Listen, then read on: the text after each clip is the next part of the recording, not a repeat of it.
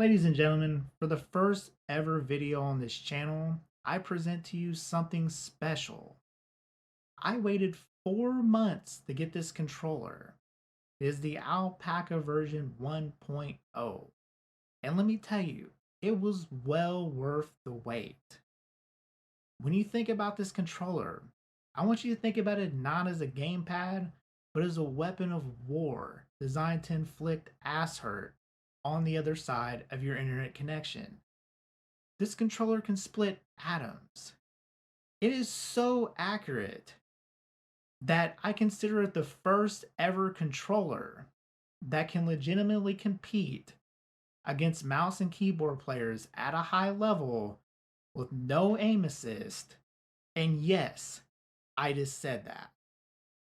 Features of the Alpakka controller. The main feature of the Alpakka is that it has two gyro sensors that work in conjunction with one another with their own special firmware. And we will explain that a little bit more in depth later. It also has no drivers. So there are no drivers required to get this to work. It says the Alpakka firmware emulates as a keyboard, mouse, and X input gamepad at hardware level, so it works out of the box in Windows and Linux and every game launcher. So it requires no special software either to get to work. It has its own software that comes with it, but it's entirely optional. It is also very easy to assemble and disassemble. The Alpakka only requires 8 screws to assemble if you buy the pre-soldered kit, and it only requires 4 screws to disassemble if you would like to mod the controller yourself. And there's an entire community that's built around modding this controller in different ways. So you also have that available to you if you desire. The controller also has extremely low latency. Even though it pulls at 250 Hz polling rate, that does not measure end-to-end latency. So, and we'll also talk about that a little bit more in depth in a minute. And one thing I will mention too is that it has the option to use wirelessly, which I chose not to do. I bought the wired version of the controller. However, if you would like, they have a option with a 2.4 gigahertz dongle that costs, I think, $30 extra, converted from euros. And finally explains here why you would want to buy something like the Alpakka. Basically, if you want the comfort of a controller with the accuracy of a mouse and keyboard, that's why you would want to use something like the Alpakka. Alright, so this is some gameplay here showing off what those dual sensors are capable of doing. This is a user by the name of NoMiz, link below, and as you can see, he's putting in some pretty good work here. But I will say that you can make gameplay look good on just about any controller. But I've used the Alpakka, and let me say, you will be able to do things like he's doing here easier than you will be able to do on other controllers. I can say that. Here's some gameplay of the Alpakka controller in a more controlled environment. This is a demonstration from Input Lab's YouTube channel of some very impressive 3D aim trainer scores. As you can see, he's carrying 98% accuracy throughout this trial. This dude does not miss in this gameplay. He carried a score of 10,990, which placed him in the top 0.8 percentile in the PC player pool. Okay, so let's compare to what a mere mortal would do on this controller. I consider myself to be a more typical player, which will demonstrate more typical results. So chances are, if you're watching this video, the controller should perform similarly to what I have here, but I will emphasize that your mileage may vary. This is not the most scientific test. However, it should give you an idea of the performance difference the Alpakka has over its peers. This is the highest score I managed to get in this game using the Alpakka, which put me at 51.7 percentile in the monthly leaderboard. And over 30 trial runs, I averaged a score of 63.3k. In comparison, The highest score I ever got on the DualSense in about 50 hours of playing this game was 64,000. So the average score I got on this controller was almost as high as the absolute peak I got on the other. That is a massive difference. And I tested this difference. On screen is the best result I got with the DualSense over 10 trials of 61,886. The average of these 10 trials was 54,887. So the difference in averages over precision aim was over 15% between the Alpakka and the DualSense, which is the best commercially available gyro you can get today on a controller. These are tangible differences that you are going to feel when you play with the Alpakka. The Alpakka feels crisp and sharp. The crosshair is going to go exactly where you want it to go. In comparison, the DualSense, where you're going for precision shots, is going to feel a tiny bit floaty and vague, and any commercially available controller used beyond that, like the Nintendo Switch Pro, Nikon Revolution 5 Pro, or FlyDigi Vader, is going to feel even worse than that. I know because I have tested all these controllers and they are all worse than the DualSense, but we will cover that topic in another video. Now, although the Alpakka beats the DualSense convincingly in precision aim, I did not get the same results in strafe shot, which requires much less precision than 6-shot. My average on strafe shot using the Alpakka was 92,478, while my average on the DualSense was 91,623, which wasn't much worse and well within the variance I was getting between scores, which at the low end I was hitting about 80,000 and at the high end well over 100k. In fact, the highest score I hit out of these two samples was actually on the DualSense, where I placed 91.8th percentile in the monthly leaderboards. To be honest, it felt like the better weight balance and superior shape of the DualSense controller overcame the inferior gyro sensor in a test where a lot less precision aiming was required. So what did this mean? In my humble opinion, unless you go for headshots at range, you're not really getting much benefit out of the Alpakka, as you need to be aiming at much smaller targets to really be taking advantage of the reduced noise and latency from the two gyroscopes in that controller. So it depends on what you're doing when you play FPS. If you play tank a lot, for example, in a hero shooter like Marvel Rivals or Overwatch, you may be better off just buying the DualSense instead.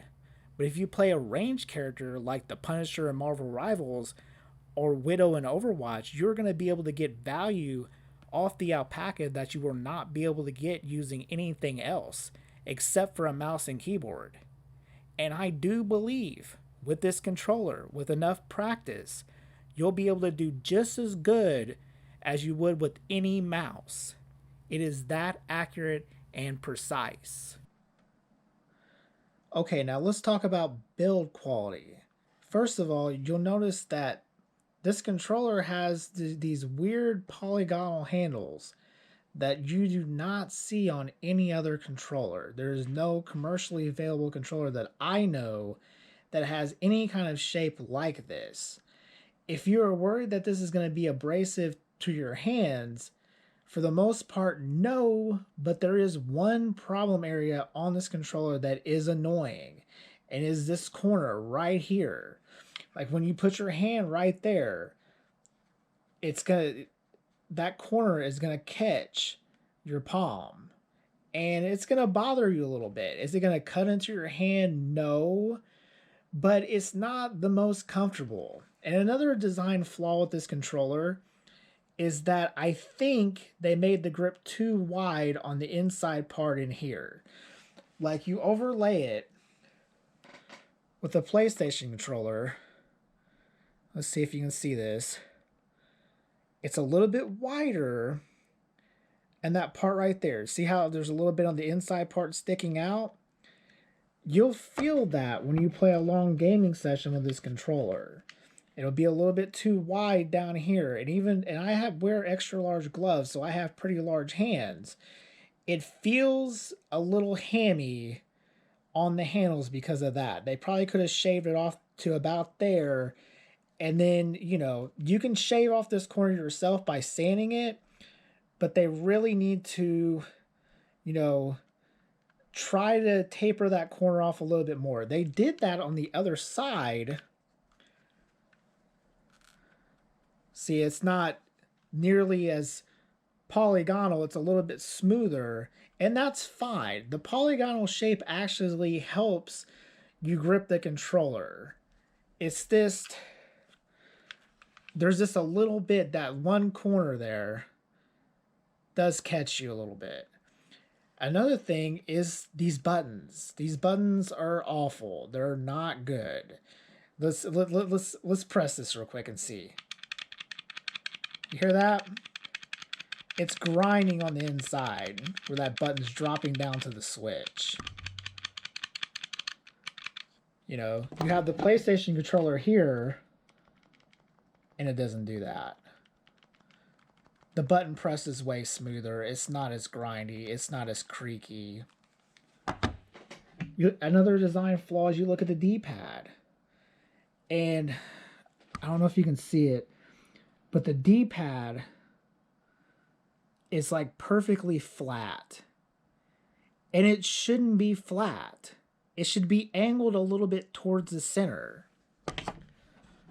You got the PlayStation 5 controller here. And notice it has that little bit of angle on the inside. And that feels better when you're pressing it.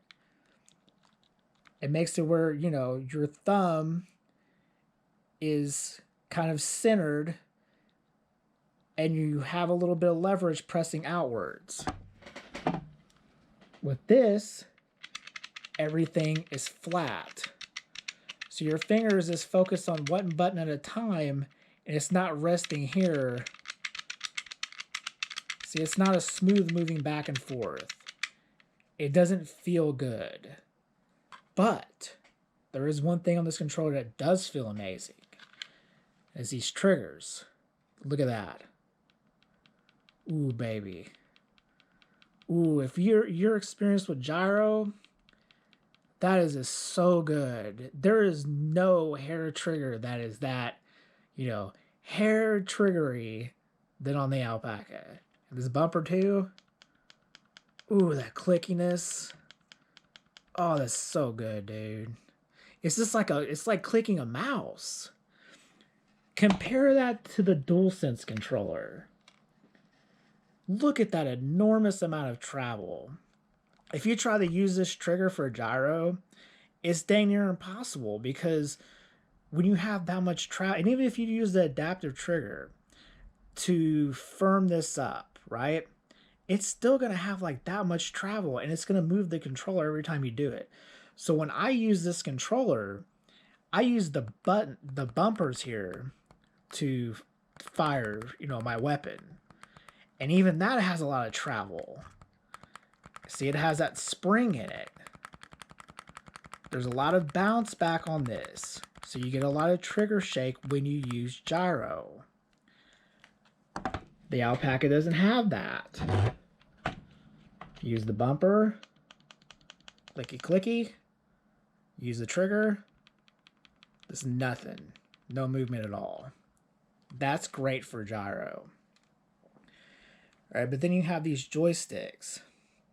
And they're kind of creaky too. I mean, you move this back and forth. It's usable.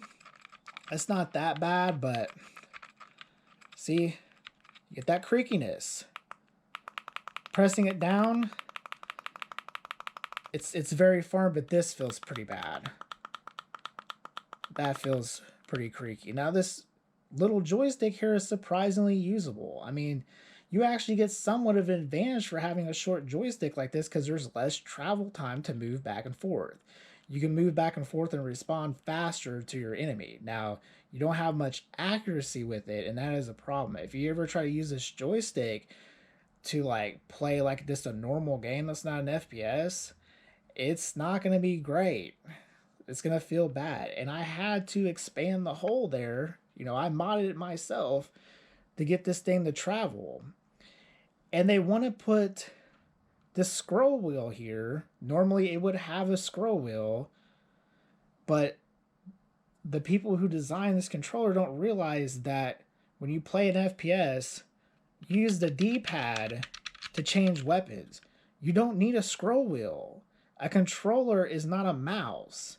Even though, that logic works here. You want this to be like a mouse. You don't need this to be like a mouse. And they even included all these extra buttons too, that if you want to swap the different weapons, you can just use these buttons up here.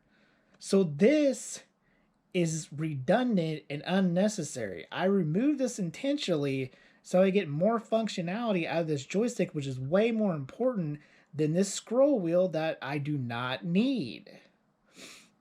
Now, it also has back buttons.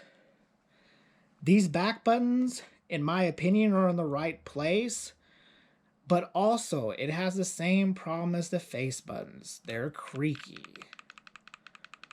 They work. That one's a little hard to press in. You actually have to adjust the tension by adjusting these screws down here. So you loosen these screws up so this button can actually move and activate the switch underneath it. But if you loosen it up too much, you lose the nut that's inside the controller and you have this nut that's floating around. So I had to open up the controller to fix that. So it's not built the best. What it has is what's underneath the hood. That's what's important. This thing has a monster engine underneath it. But it's like a Dodge Challenger or something. You get that monster engine, but the trim is not the best. It's left to be desired. When you compare it to like this Dualsense here, this is a sexy looking controller. This is an ugly looking controller. And it's even uglier because I freaking scarred it right there. But even without that, I mean, you just compare. Right? It's no contest. I mean, this controller is not the looker. All right? And so here's my assessment. The triggers are amazing and the buttons are just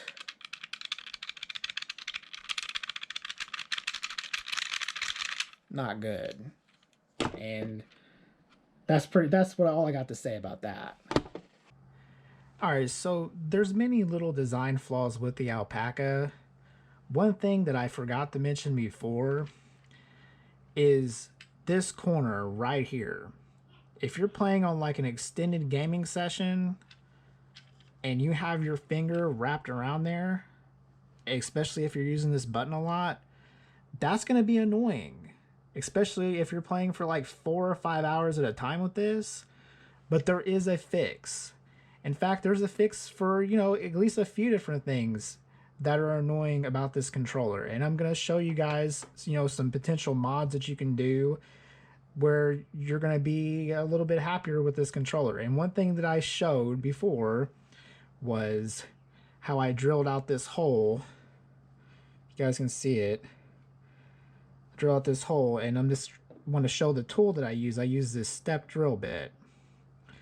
And it's pretty self-explanatory. You just shove that step drill bit in and just, you just drill the hole out, wider. Now, one thing that I did complain about before was how the buttons are kind of creaky. Now, there is a fix for that too. And I got this silicone compound which says it's safe for plastics and it's also dielectric, so if it just happens to drip on one of the switches for some reason, it's not going to cause any damage.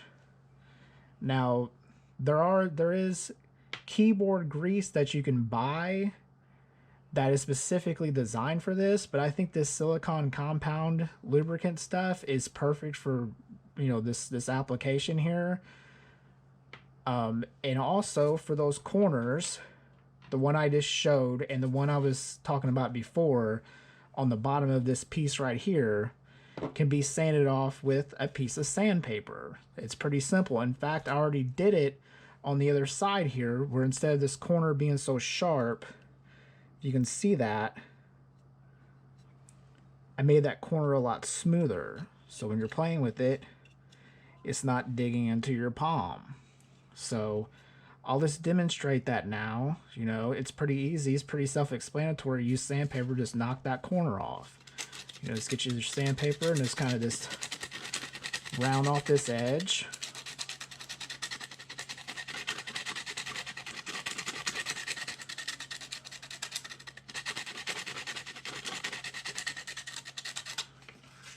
I think I got it, just about. Just a little more. And it's PLA, so it's pretty easy to sand. Now, it's probably going to cause a little bit of a mess.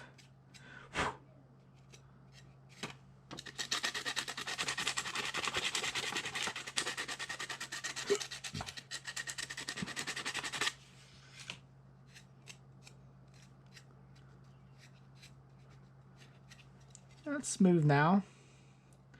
It's not going to dig into your hands when you're trying to play. Get this a tiny bit smoother.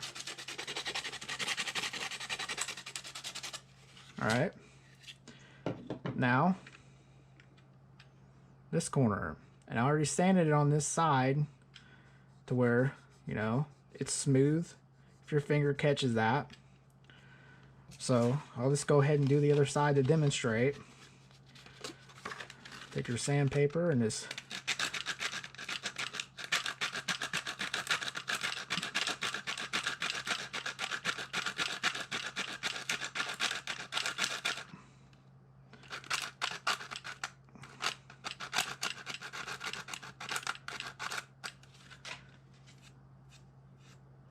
knock that off there.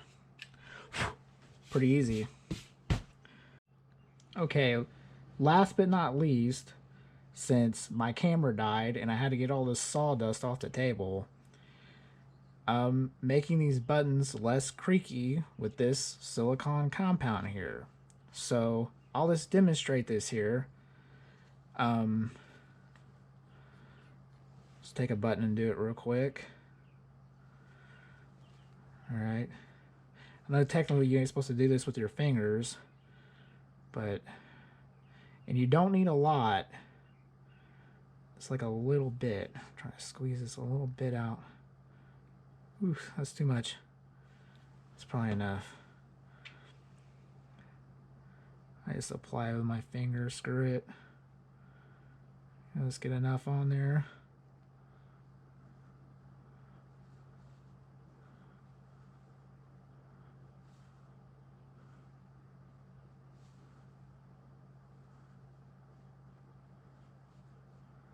Alright, so now we got this button well lubricated. See, I gotta show these guys over at Input Labs that you can't just go in there raw, you know what I'm saying? Like, it's gonna hurt her, right? You gotta put a little bit of lubrication on that. See what I'm saying? Put that button in there, and here's one without the lubricant. Alright, hold on.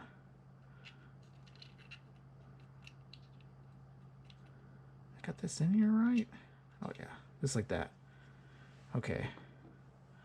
I'll show you guys the difference here. This board in here like that. Get the controller back together.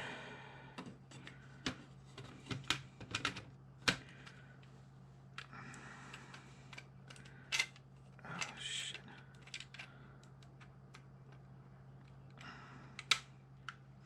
There we go. All right.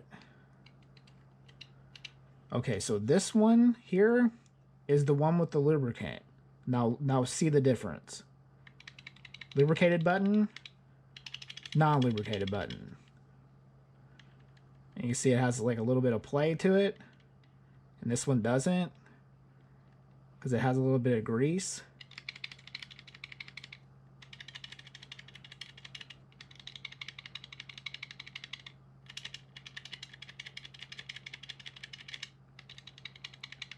It's a little bit smoother. Okay, so one last modification for this Alpakka.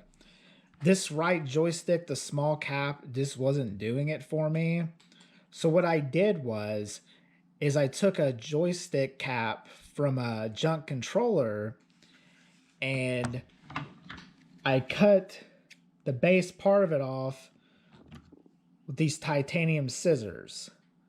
So I cut, the base part of it off, and then I trimmed the top of it so I'd have enough room uh, for these buttons. Because if you don't do that, then it's going to be rubbing against your thumb and you're going to be hitting the joystick there. And then I just use this super glue to glue that joystick piece to that joystick cap right there. So I just glued these two pieces together. You can probably get a stronger bond by using some JB Weld, but yeah, now the joystick is full sized and fully functional. It looks ugly as hell and it's jimmy rigged. But what I'm gonna do, over the long haul is create a Blender file for this joystick to where you can print a right joystick for this that will fit. If you make this hole wider and also will not interfere with these buttons. You can't have it this size of a head on the cap.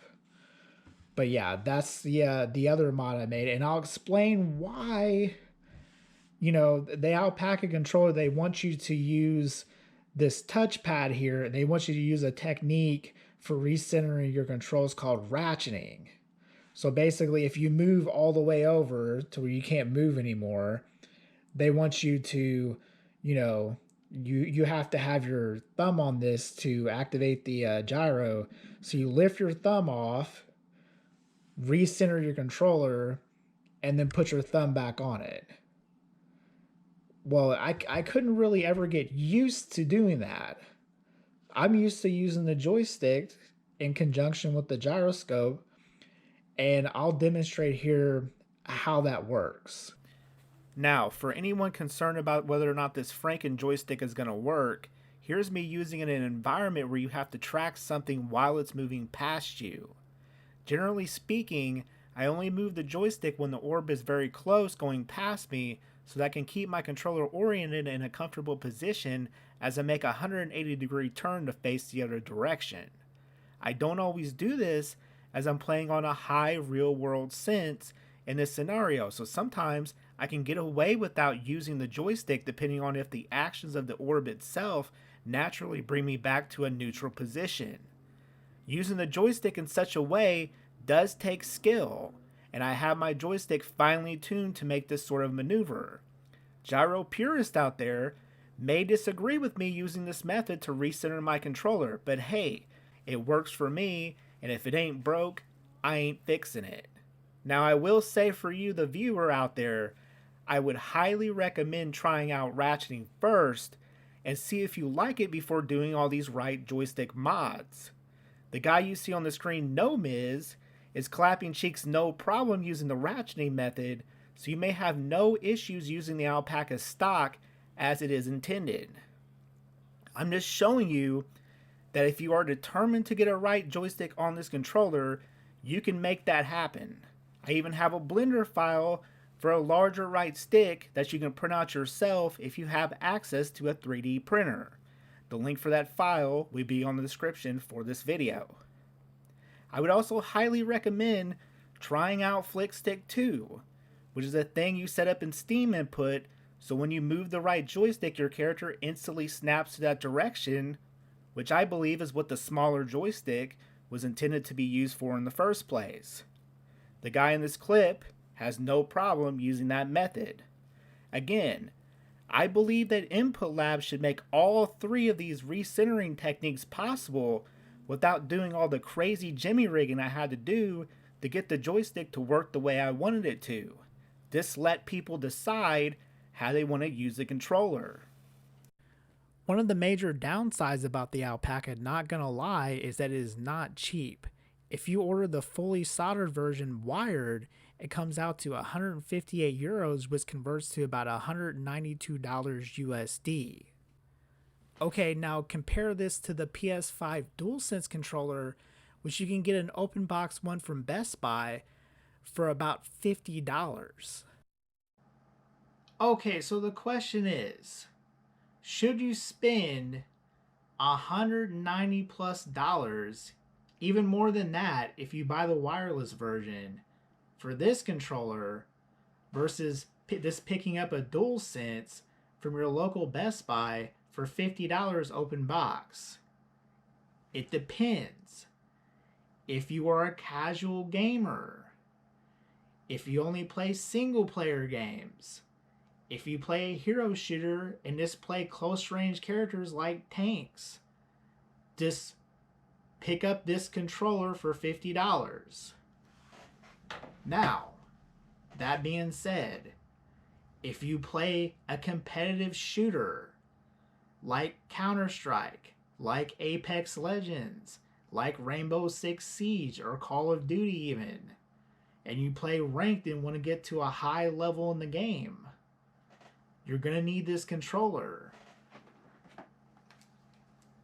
If you try to go in with this, you're going to get shit on. This controller is very good. It has good gyro, but it's not good enough to compete against sweaty mouse and keyboard players. This controller is. But it comes at a price. It comes with downsides. With this controller, yes, you get the best gyro performance that you can ask for on a controller. Nothing else that is commercially sold even holds a candle to this controller. So I will repeat, if you want to compete in a sweaty, competitive shooter on PC, you got to get the Alpakka. If not, you might as well just play with the mouse or play on console. That's your only option. Now, like I said, it comes with downsides. You don't get the best build quality with this controller. There are a lot of design flaws. I modded one of the design flaws here. They don't know to give you a joystick that most people don't want to or really can, are really used to ratcheting with the controller and are going to use a joystick to free look their character when they're not aiming with gyro. I put this mod on there to get that to work. It's a fast and dirty mod. If you want to do it correctly, you need to 3D print this joystick, and I will work on getting a Blender file to make that possible, to where you don't have to create your own Blender file to print out this joystick. You can just take the the Blender file to your local 3D printing shop or to your friend who has a 3D printer by chance and get this rocking and rolling the right way. I also modded the buttons to make them less creaky using that silicone compound. So basically this is a Frankenstein controller, not gonna lie. And that wasn't my fault. That's on Input Labs. Input Labs made, for instance, these little corners here that rub against your palms. That made these little, these little spots right here that rub against your fingers. These are not necessarily major design flaws, but it's minor annoyances that you will have to probably fix yourself if you want this controller to really, function on the level that you want. But otherwise, what is really important on this controller, the gyro performance. It is everything that is advertised plus some. And I can identify with that. It totally shredded the Dualsense in a 1v1 test in that aim trainer. It was 15% better. It blew it away. But yeah, like the Alpakka controller, it's expensive, it's janky, but it is incredibly accurate. It is eerily accurate, weirdly accurate. And I love this controller. It may be flawed, it may not be perfect, but what it has going on in the inside is what counts. Peace out, everybody.